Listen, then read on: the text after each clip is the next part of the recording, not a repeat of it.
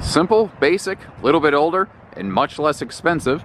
Jayco Eagle Series pop-up here at Haylet RV of Coldwater, Michigan. Almost screwed up our own company name there, which is impressive.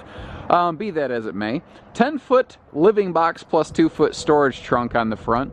She's seen some rounds. It's a little bit older. I'd call it average condition for its age. I've seen better. I've seen worse. I'll let you make the decisions, and I'll just go around it here.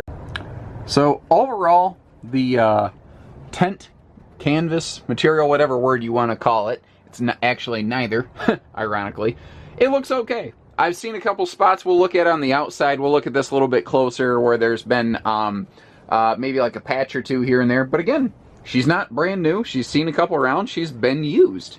None of that really kind of concerns me. There's a few things I've noticed in here. Like, I haven't found any soft spots on the floor or anything like that. Looking around the entry door, there's no discoloration of any flooring, which means there's never been any water in the flooring. I see some contact paper peeling right here. That looks to be more from humidity exposure because everything underneath is still rock solid. So that's just a contact paper that's peeling, kind of like if you steam a stamp off of an envelope. I was told, and I haven't investigated this, I don't know what this means, that the refrigerator was So I'm not sure what that means. But one of the nice things about, purchasing a used RV here at Haylet RV of Coldwater, Michigan, is we have no problem getting something like this pulled up to the building and plugged in so that before you put pen to paper, you can, run through this thing and you can see exactly what works, what doesn't, know exactly what you're getting for it. It's been opened up for a whole 5 seconds. I'm actually just kind of being proactive here and getting the footage aspect of this done before we get too far along. I do love all that, like big tasty bench, countertop, prep space, whatever. One thing I did notice is this cabinet door is missing, but it's not the end of the world necessarily to me. Looking at the bed ends, they mostly look okay. I saw an interesting little discoloration spot right there, but nothing overly bad. There's a little bit of a musty smell in here. I'm assuming at some point, especially from like the contact paper peeling on the kitchen, there's been some level of moisture that got in here at one point. But overall, I don't think it's too bad. How you doing, Mr. Ferguson? Hi, Josh. So let's take a peek outside and we'll let this fella peek inside.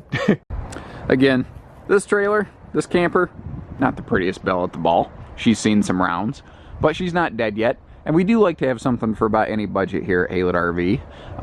Now, I did just a quick setup on this, just for quick video purposes. I do not have the bars set up. You do still have the support beams and everything that are supposed to go in here. So if it looks a little droopy and a little saggy, that's kind of my fault. So just kind of understand that. All the equipment and hardware is actually in this front passer. So let's look at that. This big front storage compartment right here. You can see all the posts and poles and all the awning hardware and all that's in here. Spare tire even, which is nice that the spare tire's inside and away from the weather. A little bit of oxidation on some of the exposed metal, but I mean, overall, I'm not worried about this thing like rusting apart. I can see some preventative maintenance on the roof seam, so it hasn't just been left to rot necessarily. Again, a couple areas on these corners here, it looks like all 4 corners at some point may have actually had the bed deck itself maybe stress or penetrate right there, but they patched it, and that's the point.